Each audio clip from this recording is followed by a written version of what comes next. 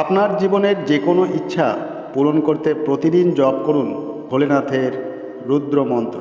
সম্পূর্ণ বিশ্বাস ও ভক্তির সাথে যদি এই রুদ্র মন্ত্র প্রতিদিন 108 বার করে টানা 21 দিন জপ করতে পারেন, তাহলে মনের যে কোনো ইচ্ছে পূরণ করবেন স্বয়ং ভোলেনাথ এবং এর সাথে লাভ করবেন ভোলেনাথের আশীর্বাদ, যার ফলে জীবনে কোনো প্রকার সমস্যা আপনার ধারে কাছেও আসতে পারবে না।